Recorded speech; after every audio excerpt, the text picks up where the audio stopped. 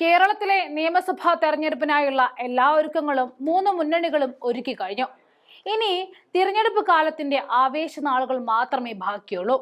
ഇന്നത്തെ സാഹചര്യം അനുസരിച്ച് ആർക്കാണ് കൂടുതൽ മുൻതൂക്കമെന്ന് നോക്കാം.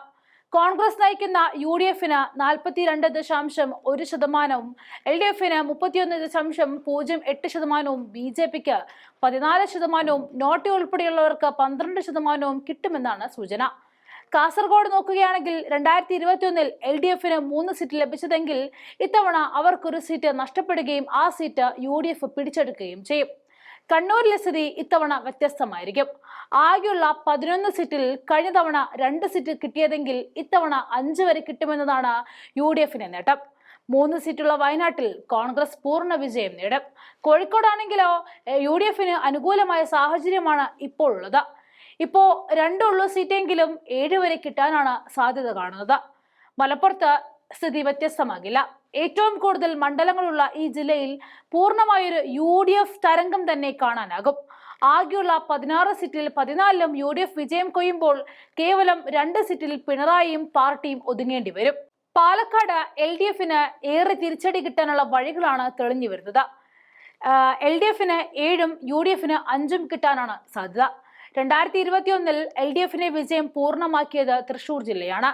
എന്നാൽ അടുത്ത കൊല്ലം LDF നഷ്ടത്തിന്റെ കണക്ക് പുസ്തകം ഇവിടെ തുറക്കേണ്ടി വരുമെന്ന കാര്യം ഉറപ്പായിരിക്കുകയാണ്.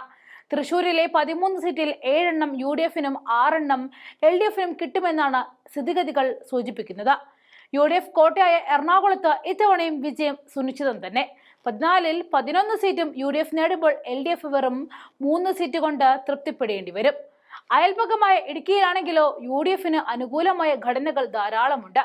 5ൽ 3 UDF കൊത്തിയെടുക്കുമ്പോൾ 2 സീറ്റ് LDFനായി മാറ്റിവെക്കപ്പെടും. ആലപ്പുഴയിൽ നേരിട്ട തിരിച്ചടിയുടെ കണക്ക് തീർത്തുകൊണ്ടായിരിക്കും UDF കുതിപ്പ് നടത്തുന്നത്. 1ൽ നിന്നും സീറ്റുകളുടെ എണ്ണം 5 വരെ നീങ്ങുമ്പോൾ LDF 3 സീറ്റിൽ ചുരുക്കപ്പെടും. മാണി ഗ്രൂപ്പ് നഷ്ടപ്പെട്ടു പോയ കഴിഞ്ഞ തിരഞ്ഞെടുപ്പിൽ കോട്ടയത്ത് ഒട്ടനവധി സീറ്റുകൾ UDFന് നഷ്ടപ്പെട്ടിട്ടുണ്ട്. അതെല്ലാം പഴങ്കതിയാക്കി മാറ്റാനാണ് തീരുമാനം. ഈ ജില്ലയിൽ 6 സീറ്റ് UDFന് കുത്തുമ്പോൾ 3ൽ LDF തൂത്തെറിയപ്പെടും. കോട്ടയം പോലെ തങ്ങളുടെ നഷ്ടപ്രതാപം UDF പുനഃസ്ഥാപിക്കുന്ന ജില്ല പത്തനംതിട്ടയായിരിക്കും. വട്ടപൂജ്യത്തിൽ നിന്നും 5ൽ 3 സീറ്റ് നേടിക്കൊണ്ടായിരിക്കും കുതിപ്പ്. അതേസമയം LDF 5ൽ നിന്നും 2ലേക്ക് തള്ളപ്പെടും. കൊല്ലം ജില്ലയിലാണെങ്കിലോ കാലാകാലങ്ങളായി LDF അനുഭവിച്ചു വരുന്ന പ്രതാപത്തിന് ഒരു അന്ത്യമായിരിക്കും ഇക്കുറി. 11 സീറ്റുകളുള്ള ഇവിടെ LDF 6ലും ബാക്കി 5 സീറ്റ് UDFനും കിട്ടും. തിരുവനന്തപുരത്ത് അടുത്ത കൊല്ലം കോവളത്തിന് പുറമെ 5 സീറ്റ് UDFന് കിട്ടുമെന്നാണ് കണക്ക് കൂട്ടൽ. കടുത്ത ത്രികോണ മത്സരമായതുകൊണ്ട് തന്നെ BJPയുടെ സാധ്യതയും തള്ളിക്കളയാനാകില്ല.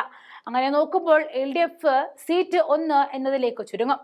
ഇക്കണക്കനുസരിച്ചാണെങ്കിൽ UDFന് 84 സീറ്റും LDFന് 55 സീറ്റുകളുമാണ് കിട്ടുക.